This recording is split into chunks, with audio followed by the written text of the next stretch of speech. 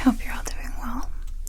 Yesterday I asked on YouTube's new community feature if you had any questions, and you indeed did. I think there ended up being over 500. Unfortunately, I won't be able to get to all of those, but I'll try my best to answer as many as I can. The first one is from Haley Allison. What specific camera, audio, lighting equipment do you use? I'm always impressed by the quality and professional details your videos have. Thank you so much, Haley. My camera is the Canon Rebel T5i with a 24 to 70 millimeter lens and an EW83L lens hood.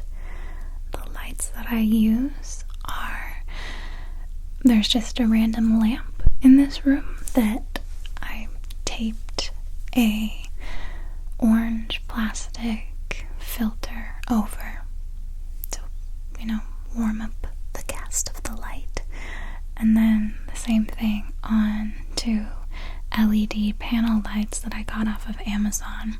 I also have warm toned plastic photo filter taped over them. I use the Binaural Enthusiast BE P1 mics with a Zoom H1 recorder. The next question is from Sven.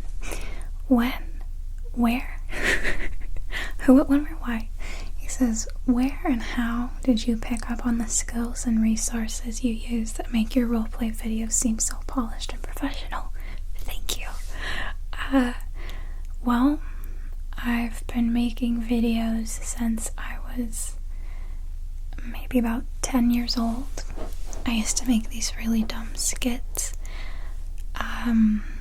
Like there was one that I did where I pretended to be the Jonas Brothers on the Oprah show, and I dressed up like each of the three Jonas Brothers and pretended to be answering Oprah's questions.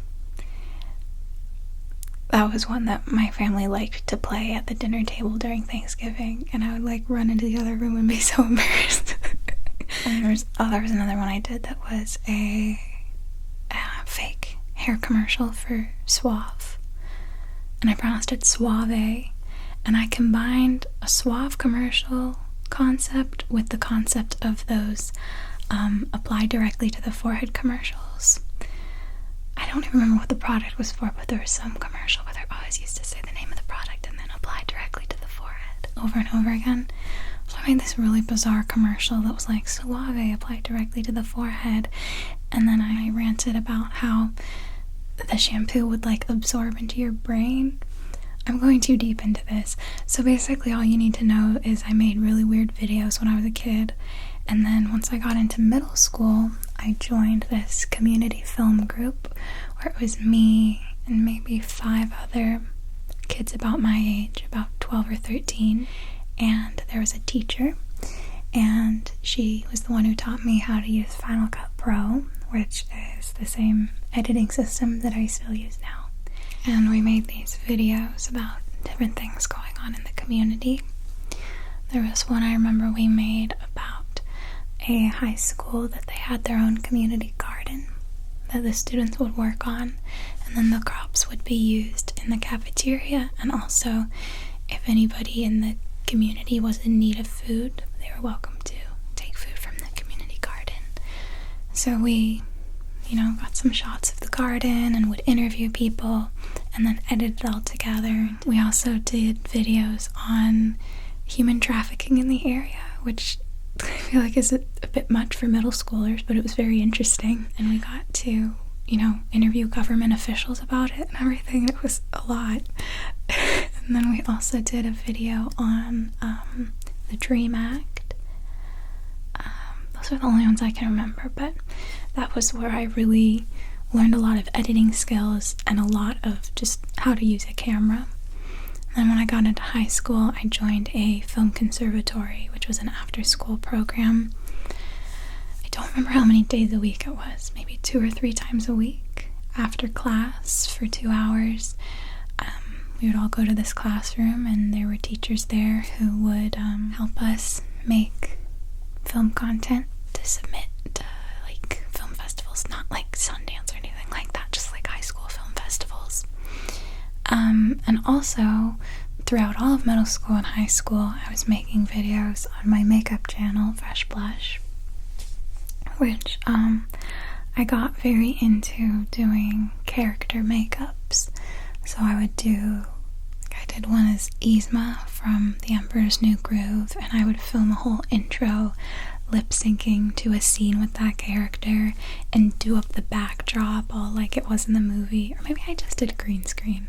I think sometimes I would use props and sometimes I would use green screen. And then I entered the Next Face Awards, which was a makeup competition that was very big on the video production value too. So I got a lot of experience with that. And then when I got to the final rounds of the Next Face Awards, you get to work with an actual crew and team on a real set in LA. So I learned a lot doing that. So yes, that is my experience that helped me pick up the skills that I use in my videos now. The next question is from the Candy Unicorn. What are the top 3 highlights of your 2017? That's a nice question. I think the first one would be that I got a dog. She's named Lucy, and she is an English Golden Retriever, and she was featured at the end of the All Hallows Eve video. She was the ghost dog, Winnie.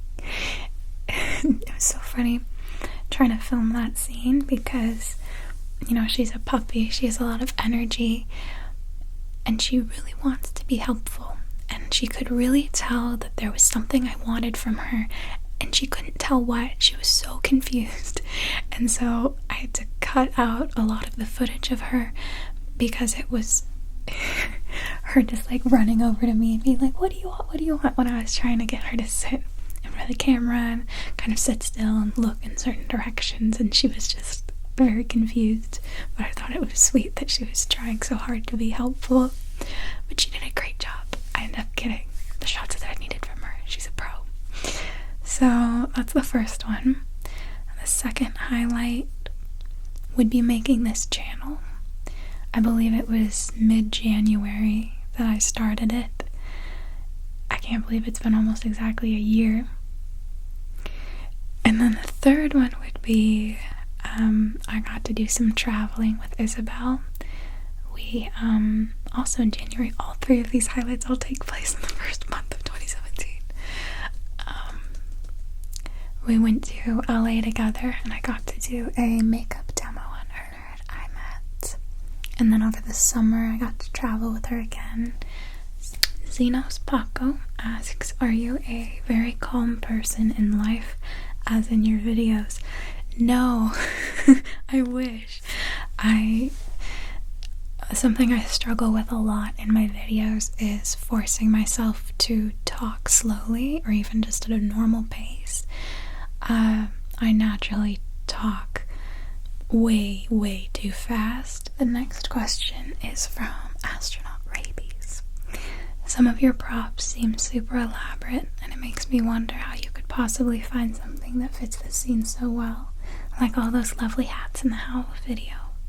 Do the characters evolve first, or do the props influence the characters / concepts to any extent? It's definitely a combination of both. For example, with the Willow Witch, that was the first video that I did in the Babblebrook world, and at that point I had no idea it was going to be anything more than just the one video. But the reason I even made that video was because when I entered the Next Face Awards, a makeup competition last year, 2 years ago, I did a witch makeup look, so I had some leftover props from that video. Like I had some corked glass bottles and moss and little bones, just some little witchy things like that I was like, oh, I only used those once, I better make use of those again. Maybe I could do a witch. So I kind of based that whole character just around the fact that I had those little props that I wanted to make use of again. But then most of the time the idea for the video and the characters come first, and then I think about what I want them to do, and I make a list of all of the items that they'll need for that video, and then I go look on eBay, Amazon, Etsy, Michael's, thrift stores to find those items that are on my list. And I try to do it as inexpensively as I can, just because I do need so many different props for some of those more elaborate videos. So for the hats, for the haul video, I went on eBay and bought each of those hats for, I think each one was like $5. And then I had some fake flowers and some ribbon and stuff just like laying around the house. And with a hot glue gun, I like decorated them and made them look all expensive and nice. Next one is from Kira Zelda Fan. Hi Erin, love your content as always. Thank you. What are some ASMR videos you would like to see more of in the future from other content creators, and what would you want to see less of? Best wishes. I think I want to see more of whatever content creators want to make and whatever content they personally want to see, because that's something that I always am like, no. Whenever I see people commenting either on my videos or on other creators' videos saying like, no, don't do this, I don't like this, this isn't ASMR, this isn't triggering, you should do this instead. No. It really gets to me because it's like, I don't know how to word this. I guess just that, just because it isn't triggering, or it isn't relaxing, or it isn't ASMR for you personally, doesn't mean that it's not for anybody else and that it shouldn't exist. And that, I don't know, it just bothers me when people try to get everybody to all conform to just their own narrow preferences, because the world would be a very boring place if everybody all just did the exact same thing. And that's one of my favorite things about the ASMR community is that there's something for everyone, and there's channels that are completely dedicated to just very high quality sound triggers, and then there's channels that are dedicated to role plays, and then channels that are dedicated to casual rambling videos, and everybody, there's an audience for all of that. And so I don't like it when, people go to somebody who just makes triggers and be like, this sucks, I don't like this, make role plays. Or you go to somebody who makes role plays and says, this sucks, I don't like this, do triggers. It's like, no, just let everybody do their own thing and it'll all work itself out. Just watch the people you like and don't watch the people you don't like. I don't know if that even answers your question. That's just what it made me think of, is that grievance I have with people trying to tell people what kind of content to make. So I guess just my answer is, what I want to see more of is just people being unique, and as cliche as it is, being true to themselves and whatever they want to make, and they enjoy making, and what they want to see, put it out there, because there'll be an audience for it. It might not be a super big audience, but there'll be an audience for it. And what I want to see less of is people telling other people what they should or shouldn't do. Constructive criticism is one thing, but to just, because something isn't your personal preference, to be like, this shouldn't exist. No, I hate that. Next question is from JMW. How much editing goes into your videos?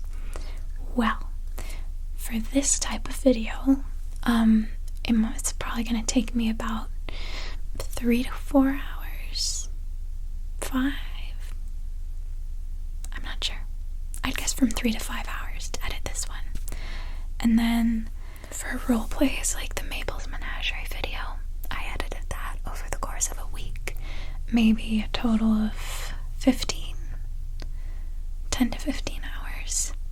It's a rough guess. It's kind of tricky because I don't just edit the whole thing in one sitting. Those are my guesstimates. Unkos asks, do you usually script out your role plays, or do you tend to have a general concept you work off of and make up the specifics on the fly? Usually I'll come up with a general outline that I'll stick to. It kind of depends on the video. Like, for example, the videos where I'm doing Bridget, I only have to write down the general direction I want to go in, and then I can just come up with the rest of it on my own, because that character is so similar to how I act normally. It's easy to just say whatever comes to mind. But then, like the Nightshade Witch, I have to have that word for word scripted beforehand, or else when I sit down to film, I won't know what the hell to say. It's something that takes a lot of thought beforehand. So basically, the further that a character is from how I normally act, the more I have to meticulously script it out. Next one is from Ricky Like Magic. How long does it take you to write and learn the scripts for your Babblebrook series? And do you do it all in one take or film in sections? Love from Ireland. To write them, again, I write them on and off over the course of a few weeks, so it's hard to nail down exactly the total amount of time spent. But maybe about 5 hours to come up with like an hour of dialogue. And then how long to learn the scripts? Usually I just read them over maybe like 2 or 3 times, and then hope for the best. And do you do it all in one take or film in sections? Oh, that's one of the hardest things for me, is that I want to do it all in one take because everybody hates the cuts so much. But it's both a problem with background noise interruptions, needing a drink of water, forgetting what I'm supposed to say, just completely spilling something everywhere, just different things like that. So I have to film it in sections and have a lot of cuts just because shit happens, basically. Ashley A, do you have any fun holiday traditions? Really, the only one I can think of is there's this holiday festival I go to every December where a bunch of artists come and sell their wares, and it's great to get Christmas gifts. And there's lots of food vendors and light setup and dancing and singing performances, like carolers, that kind of thing. So that's always a lot of fun. Henrik, I love your work. I think you're incredible. Thank you. Have you ever had any interest in acting outside of your ASMR videos? Good luck with exams. What are you studying? Well, first, I'm studying sociology, and any interest in acting outside of my ASMR videos? Absolutely not. I've always been so amazed that anyone can do that, because it's difficult enough for me to act just with a camera in the room, let alone having all these other people in the room. I don't think I could ever pull that off, and I'm shocked that anyone can. Turtle Queen, what's your Hogwarts house? I retook the quiz recently, and I think I got maybe about 86 or 87% Hufflepuff and 83% Ravenclaw, or something like that. I know those two percentages don't add up to 100, but it's like the way that they do it is kind of weird. So the order that I got them in was Hufflepuff, Ravenclaw, Gryffindor, and then Slytherin. Sunflower Clovers, how old are you and what is your ethnic background? P.S. You're super talented and love your videos on both channels. Thank you so much. I'm 20 years old and I'm Irish. The next one is from Lustrous Pine Tree. I like your username. What are your advice or tips for aspiring artists? Also, who are your favorite artists in general? I feel kind of silly like giving advice because I'm an aspiring artist. I'm not like an authority on this, but I guess the first thing that comes to mind for me is don't be afraid to make art that looks like shit, because I'll sometimes kind of get stuck just drawing what I'm already good at over and over and over again, and just that's fun and relaxing. Like, for example, faces. I already have a somewhat good handle on drawing faces, so it's kind of mindless and easy for me to do, and I get the satisfaction of when I'm done with it. I'm like, hey, that looks pretty good. But because I'm bad at it, I'll avoid drawing, bodies. I just won't draw it because it takes a lot of concentration and it's difficult, and it doesn't even feel gratifying once it's finished, because you look at it and you're like, I spent all this time and it looks like crap. So this advice is, something I need to work on too, is to not just draw what you're already good at. Make really bad art working on stuff that you're not good at yet, because that's kind of a better use of your time. If you want to draw just for it to be relaxing and fun, then yeah, just draw what you're good at over and over again. But if you actually want to improve and make progress, then it's definitely worth your time to, draw stuff that looks bad. And then as for my favorite artists in general, there's not really any famous classic big artists that I'm a particularly big fan of. My favorite artists are people who I follow on Instagram who do art. So some of my favorites, and I'll put examples of their art here in case you're curious and don't feel like going and looking up each one. Dustin Maylard, Rika, Audra Claire, Naznamati, Gawki, and Wattlebird. There's so many artists who I follow, but those are the ones that I can think of. Next is, how do you think of your outfits for your characters? Do you buy some, or do you sew some clothes together you already have? So impressed by the work you put into your roleplays. Thank you so much. So I'm trying to think what outfits for different characters that I have.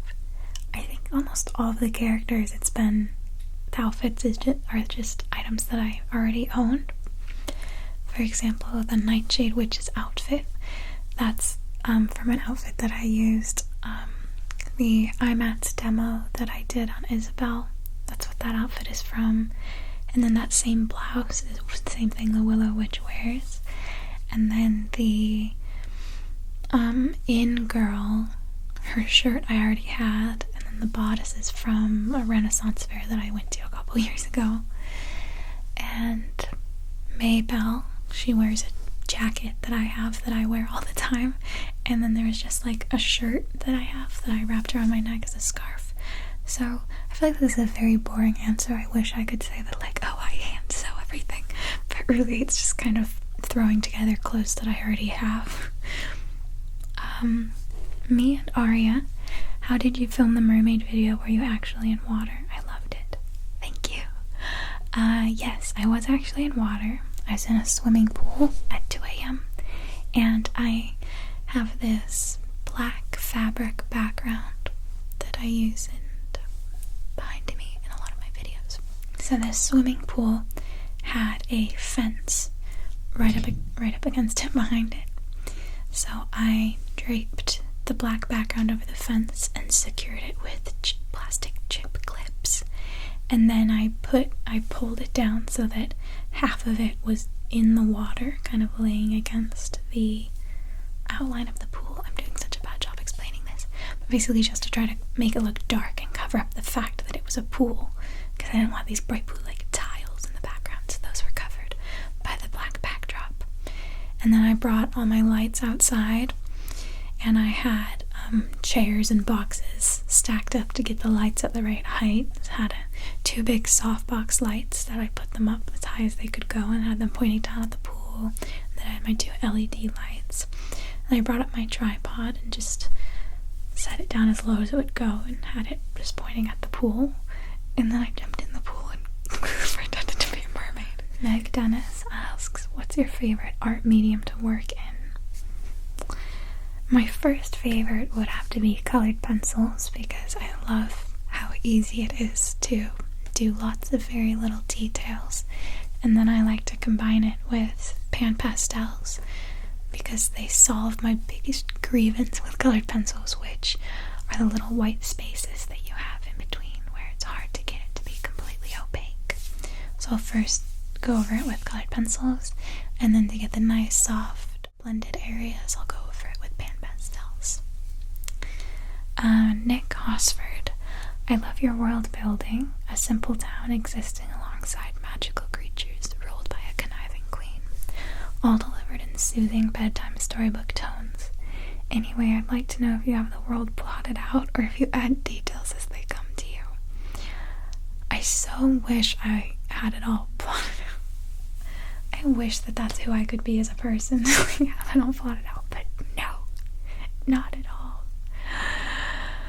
I'm scrambling, Nick. I'm scrambling. I don't know what I'm doing. Yeah, every single video I'm like, okay, what the hell's gonna happen now? I mean, I kind of have a vague idea of the sort of direction I want to take it in the future, but I'm winging it for the most part. Adwagon, how long did it take you to film the All Hallows Eve video? I filmed that all throughout the month of October, so a month. It was very difficult to finish it in time, and I had it finished before Halloween, but it took, I think, 12 hours to upload. So I had it up November 1st. Close enough, I guess. But yeah, so it took over the course of October. Mercedes, are you going to be filming a special video for Christmas like you did for All Hallows Eve?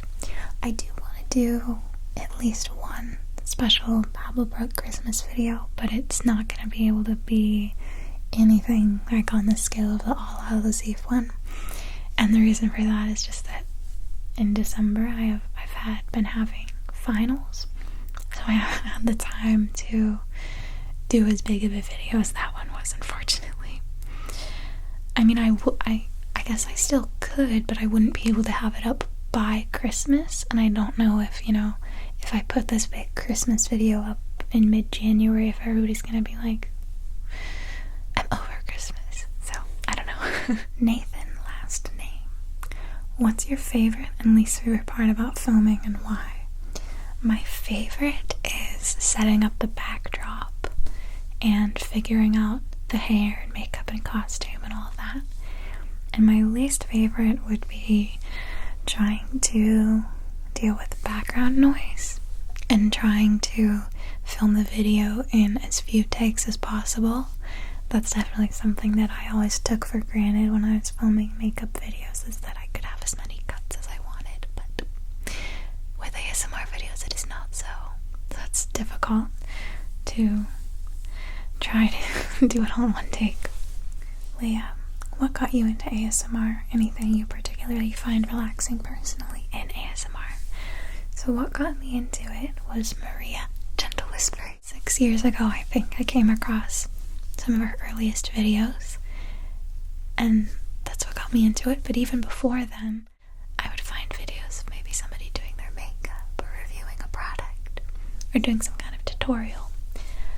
And I'd find ones that I really liked and would watch them over and over again and would find them so relaxing, and I didn't really know why.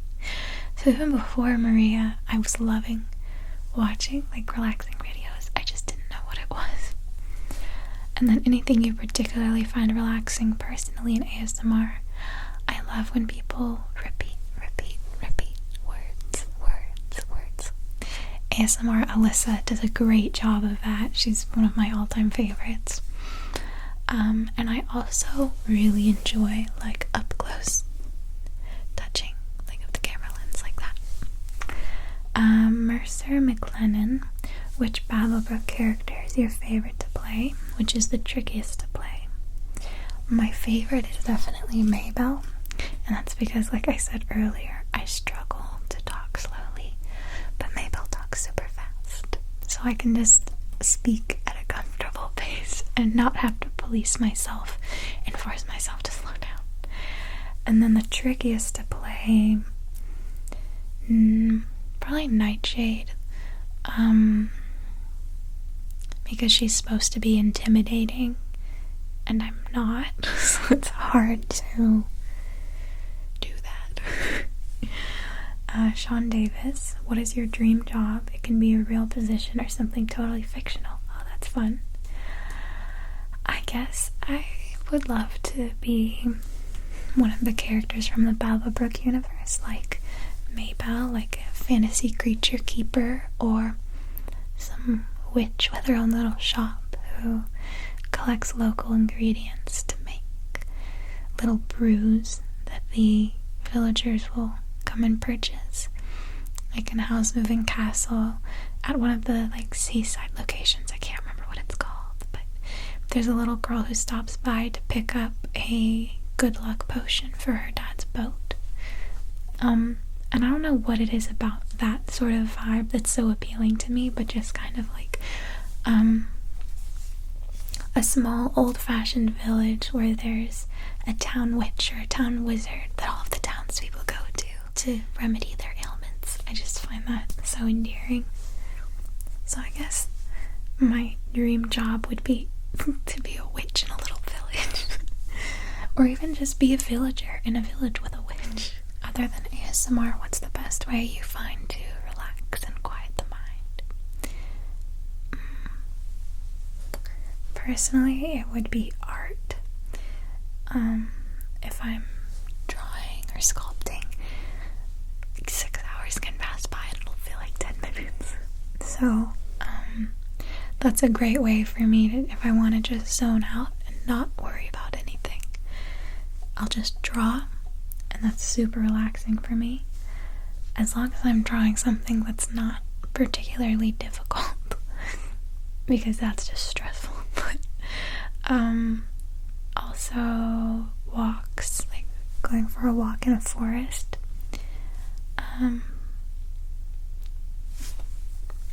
or swimming, reading, spending time with a cat. Yeah. Ink blots. How long did the summer in Portland video take to make, and will there be more like that in the aquarium one in the future? The Portland one is one of my favorite videos in all of YouTube. Thank you. So that one took just like 2 weeks to make, because it was a 2-week long trip, and I just, each day I brought my camera and filmed whatever we did, and then when we got home I would edit a little bit. So just like 2 weeks. And I will make more like that, yeah. And also more like the aquarium video for sure. I've been meaning to maybe go to some museums and do another almost kind of like documentary style video like that. Haley, are there any videos you've wanted to make but can't quite figure out how to?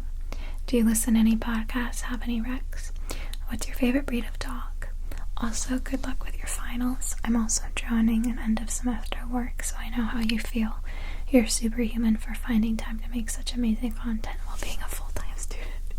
Well, thank you, Haley. That's really nice of you. But I don't feel superhuman when I'm only like posting one video a month. But thank you so much. So any videos I've wanted to make but can't quite figure out how to. Yes, I've really been wanting to try to do something where in one of the Babblebrook videos we're inside but we're by a window, and then you can look out the window and see like the goings on the street.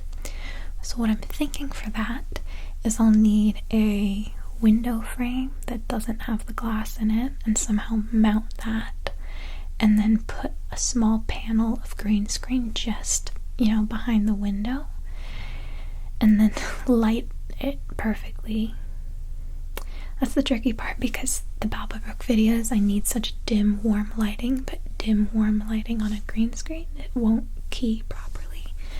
And then I also don't really know where to find or how to create footage that looks like a realistic medieval street. Just like an hour straight of mundane goings on of a medieval street. I don't know. Maybe I'll have to just have it be like a field or something, but I've really been wanting to do that. I just don't know if I'd be able to make it look good, but I'm gonna try. My favorite breed of dog is definitely a golden retriever or a Weimaraner. And then good luck with your finals too. Thank you so much. And yeah, I think that's all of them. Alexandra Snyder, is your drive naturally occurring or do you have to work at it? What would you say is your greatest inhibitor and how do you overcome it? I definitely have to work at it. My greatest inhibitor is absolutely being a perfectionist, and I think that everybody can relate to that feeling of there's this task I need to complete. I should do it right now, but right now I don't feel equipped to do this task to my fullest ability, so I'm not going to do it now. I'm going to wait to do it until I can do it perfectly. But then you never do it because you never will be able to do it perfectly. So I think that's something everybody can relate to, but some definitely struggle with it more than others. And it keeps me from making videos for weeks at a time. Like, it's one of those things that sometimes can be helpful, because sometimes I'll put off making something for a few weeks, and then at the end of a few weeks I've actually done a lot of very productive work on it, and it ends up being way better than it would have been if I would have made it a few weeks ago. But then other times I'll just put off making something for months and I'm not even making any progress. I'm just scared to do it because I'm scared that it's not going to be good enough. So it's like, sometimes it's helpful and sometimes it just completely prevents me from creating anything. So how do you overcome it? I'm trying to work on that. I guess the main things that I have found that have helped are making a strict schedule and forcing myself to stick to it, and also breaking down the task into manageable chunks. Like, okay, on Monday I'm going to get together all the props that I need, and then on Tuesday I'm going to finish the script, and then on Wednesday I'm going to set up the backdrop, and then on Thursday I'm going to, that kind of thing. Making it more manageable and then forcing myself to stick to it. And then also just reminding myself that there are all these different creators who I really look up to, and I think that everything they make is perfect, and if they were to not post anything for months because they were being perfectionistic about it, that would make me feel really sad, and I wouldn't want them to feel that way, and I would much rather they just post whatever it is, even if they don't think that it's perfect, rather than, not post anything because they don't think it's gonna, just thinking about that makes me really sad. I'm like, I don't want anybody to feel that way. And I'm like, oh wait, I'm feeling that way. Okay, maybe I shouldn't feel that way, if that makes sense. And then also just reminding myself that there have been so many times in the past where I have finished a video and then thought that it was awful and been like, oh my gosh, everybody's gonna hate this, and then I post it and most people like it. I'm like, okay, clearly I don't have as good of judgment as I think I do, so I'm just gonna tell this voice that's telling me this video sucks to shut up, because it's been wrong in the past. Yeah. Jan Brooke, what are you really afraid of? What are you looking forward to the most about being old one day? That's a cool question. Okay, what I'm most afraid of actually ties in very nicely with the past question, and what I'm most afraid of is that towards the end of my life, I'll look back on all of that time that I wasted procrastinating and putting stuff off because of being so perfectionistic about it, and feeling just this overwhelming sense of dread and regret, and thinking about so many more things I could have done and accomplished with all of that time, that instead I just let myself sit there just like paralyzed. It reminds me of that quote from Kimmy Schmidt that's something like, Kimmy, the 1980s called and they want their pants back, and then Kimmy says to her, like, 2090 called, you're dead and you wasted your time on Earth, or something like that. So that. And then, what are you looking forward to the most about being old one day? I've heard so many different people say that when they were younger, they were very self-conscious and anxious and cared a lot about what other people thought of them, and that as they got older, they just didn't have the energy to care anymore. So I'm definitely looking forward to one day caring less about what other people think. Eva, you receive magical powers for a day, and you get to perform one miracle with it, whether it's moving the earth to a different star, or never getting fat from food. You can make it happen. Everything is possible. What do you do with your powers and why? Okay,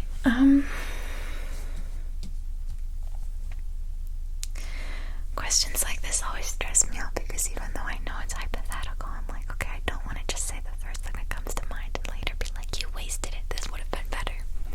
But the first thing that's coming to mind for me right now is that I would wish for, I guess, empathy to be a more significant aspect of human nature. Like, for all people who currently exist and also all people who will exist in the future, I wish it was more.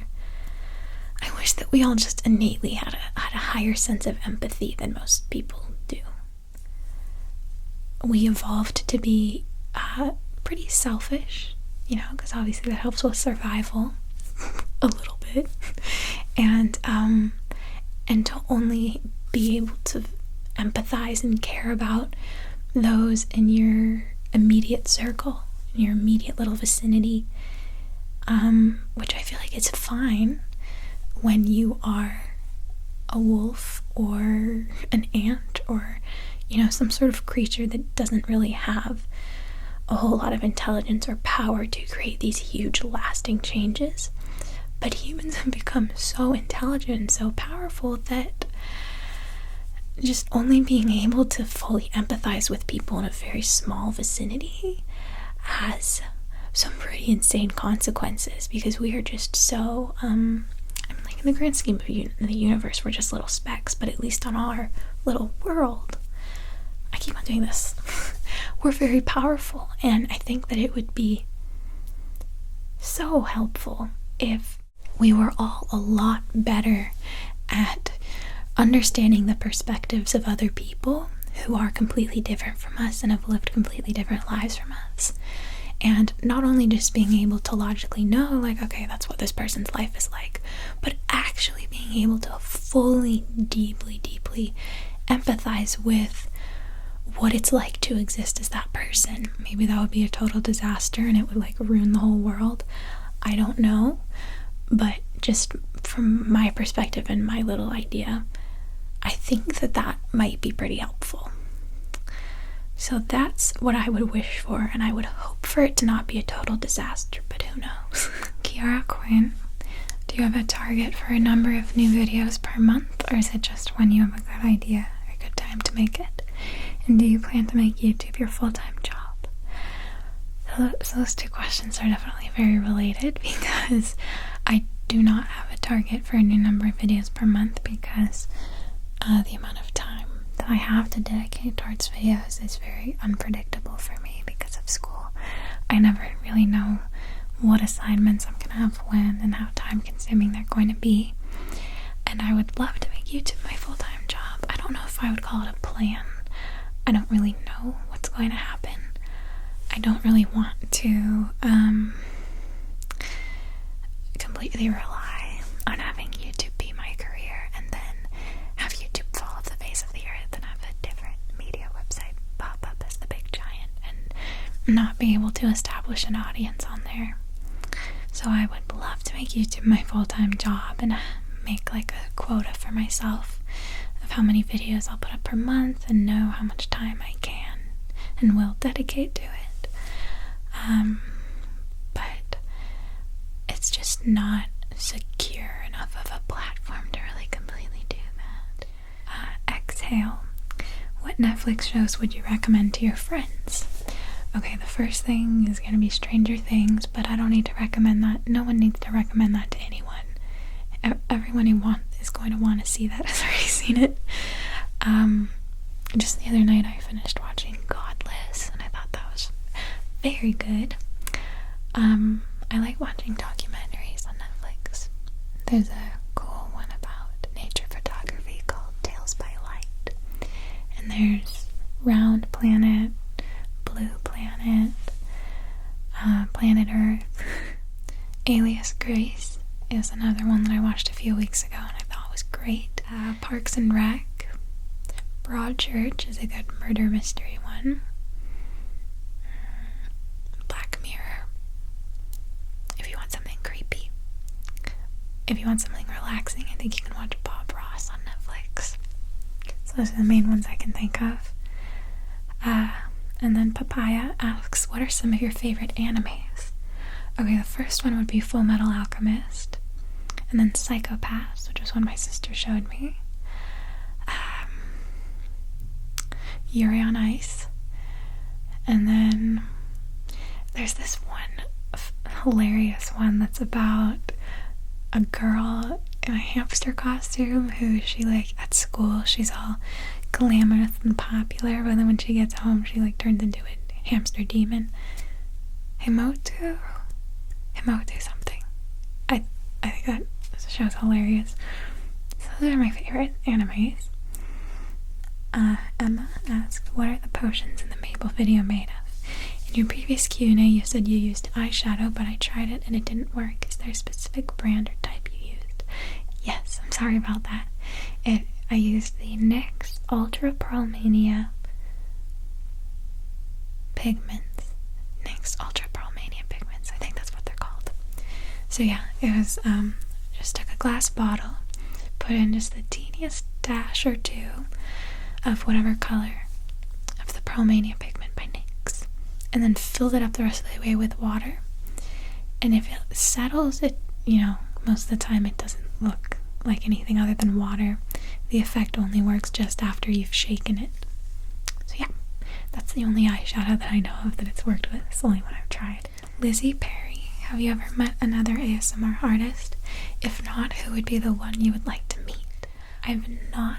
I would love to meet Whispers Red, and I actually almost did, because her and I believe it was Free Spirit ASMR did a meetup in Los Angeles maybe a month or two ago that I desperately wanted to go to, but I couldn't because I had class.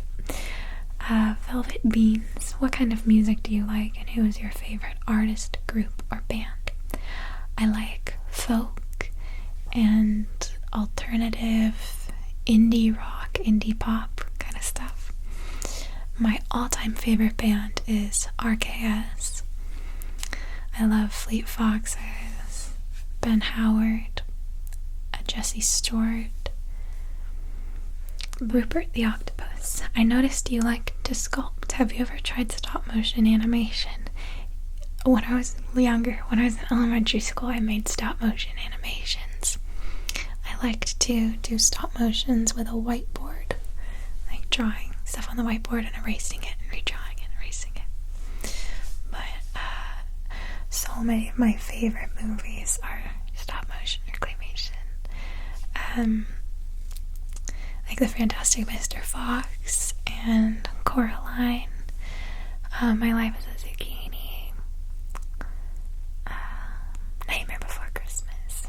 There's so many. So I would love to try to create something like that, definitely.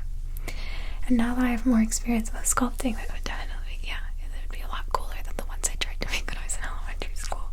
Natalie Rodriguez, Erin, a big fan of you. Thank you. My question is, does it make you feel uncomfortable being recognized in public? No, it doesn't make me feel uncomfortable. The only thing that's a little bit iffy about it is that I feel like I kind of sometimes make it awkward because I don't know what the hell to say. It's, I already don't really know what to say around people I don't know super well. And it adds another level of strangeness when it's somebody approaching you who already knows you and who you are, but you don't know anything about them. So I just never really know what to say or where the conversation should go. So it doesn't make me uncomfortable. I wish I knew how to handle it better. Yes. Jay, what's your favorite scary movie? The Silence of the Lambs, for sure. I normally don't like scary movies at all, but that's the only one I've ever watched that I just loved. Olivia, do you think of yourself as a memer, and if so, what kind? Like a wholesome memer. Also, what are your favorite memes, or what are things that make you laugh the most? Love your work. Keep being awesome. Thanks, Olivia. Okay, so one of the things that makes me laugh the most is saying, oh, there's lore about, like, text on random things, like looking at the back of a ramen package and being like, oh, lore. Leanne asked, what is your favorite warm, cozy clothing item? I'm personally a fan of fuzzy socks, but there's so many other great options.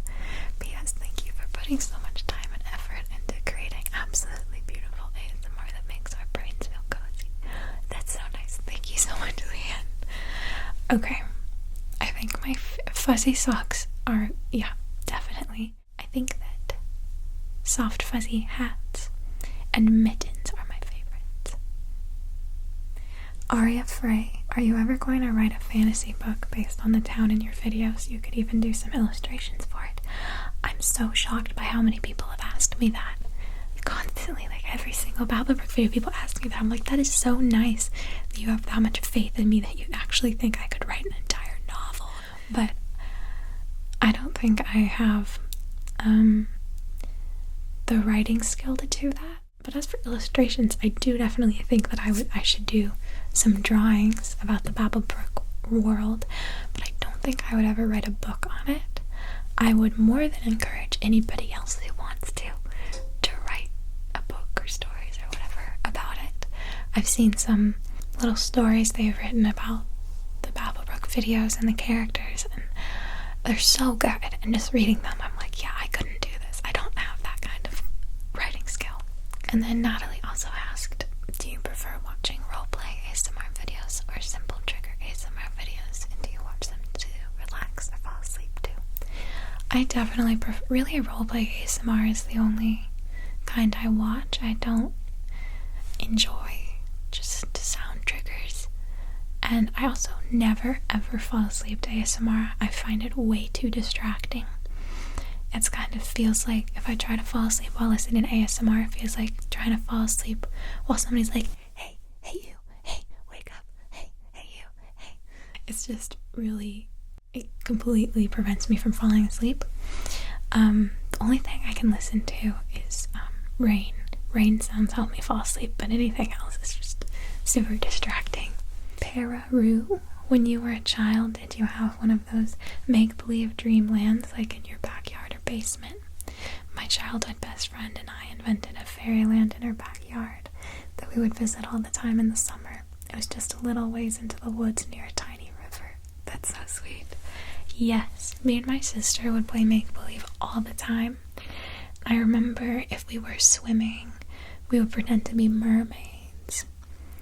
Or in the canyon by our house, we would go out there and we would find a tree and make a little shelter against the tree and sit in there and pretend to be witches making potions and secret plots. Zilke, do you ever find yourself talking in a whisper or tapping on things in your everyday life?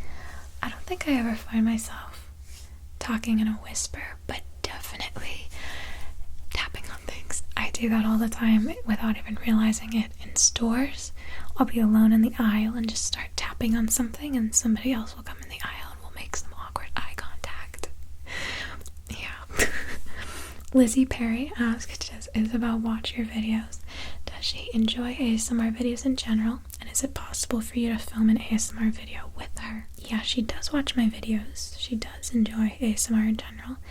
And I don't think I could ever film an ASMR video with her because I know that I would be laughing the entire time and she probably would too. I think we would just crack each other up.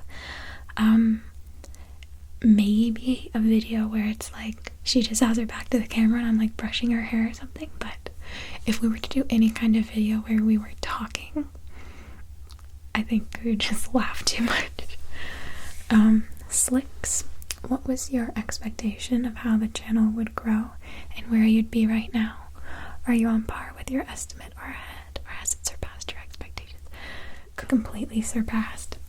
When I made the channel, I was planning on continuing with my makeup channel and just doing this as a little aside. And I was expecting to end up with maybe like 1,000 to 5,000 subscribers. Just some people who came over from my makeup channel and not really anybody else. I definitely never thought it would get this big, and I never thought it would be my main channel. Ginny Rowe, what's your least favorite trigger and most favorite trigger? My least favorite trigger is definitely mouth sounds or eating sounds. And my most favorite is tapping, especially like very fast tapping something like that. And I know that a lot of people hate that, but it's my favorite. Chloe Therese, would you ever consider a meetup? And a random yet extremely important question. What is your favorite Animal Crossing character? My favorite Animal Crossing character is Lily, the little frog. And I don't think I would ever do a meetup. I think that I would attend somebody else's meetup, but I don't think I would ever do one myself. And that's just because I am awkward meeting new people, so I think it would just be very awkward. And I also just like enjoy being alive and would like that to continue, ideally. Yeah. Olivia Brackbill, if you could pick one Ghibli movie to live in, which one would it be? That reminds me, I saw a video the other day that apparently it's not Ghibli, it's Ghibli. I think, or was it the other way around? Yeah, I think it's Ghibli. I've always said Ghibli. Oops. Definitely House Moving Castle, for the same reason I talked about earlier of what my ideal career would be, like a little village witch, and I think that would be possible in House Moving Castle, so that would be my pick. Veronica K, are you going to make more hanging out videos? I really want to, and I have plenty of requests to do so, but I struggle with coming up with a script for those. Small talk is tricky enough to come up with when you have a person to talk to, but it's far more difficult when you're talking to yourself. Jamie C. Babblebrook has many different beings from all the different corners of fantasy. It's wonderful. Thank you. Are there any plans to add more notably evil-aligned characters? And will we see Peter again? He was just the greatest. I'm surprised that anybody has asked for Peter to return because he was kind of just supposed to be a one-off joke character, but I've had a lot of people asking for him to come back, so maybe. And then more evil characters. That's a good idea. I haven't really thought about that. I think that a lot of people wouldn't appreciate a completely evil character because, you know, ASMR is supposed to be relaxing and everything, but I think it would be interesting.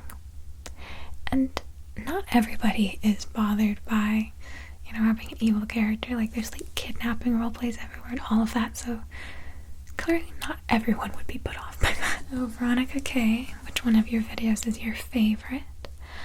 Probably Maybell's Menagerie. Last one is from Madison. Favorite tea, favorite article of clothing, favorite person, go. Also, have you ever heard of the Maybell brothers? They're amazing content creators that made the podcast The Adventure Zone, and also my brother and me, and tend to joke a lot about ASMR, but one of them, Justin McElroy, actually posted your video on his Twitter saying they should make a subsection on Polygon for ASMR and that he'd hire you since you're the best of the best. Sorry, not really a question, but I thought it was pretty cool that one of my favorite celebrities was praising my favorite ASMR artist. Have a great day, Erin. Thanks for all your lovely work. Yes! Somebody sent that to me when he posted it. I think it was a couple of months ago. And I immediately sent it to my sister, and we were freaking out because we both love my brother and me, and we were like losing our minds over it. I thought it was so cool. But yeah, anyways, so then for your actual questions. Favorite tea would be Egyptian Licorice by Yogi, which is funny because I don't like licorice, but that tea flavor is so good. Favorite article of clothing? Sweaters. I have this specific sweater that's my mom's from the 80s, and it's this wool, burgundy, kind of almost Christmassy looking sweater, and it's so warm, and I love it. So, and then my favorite person is Isabel. So those are all of the questions, or it's not all of them, that's a lot of them, but if you have any other questions about my channel that I didn't answer, please leave them below, and I'll try my best to get to as many of them as I can. So yeah, thank you so much for watching. I hope you'll have a great night.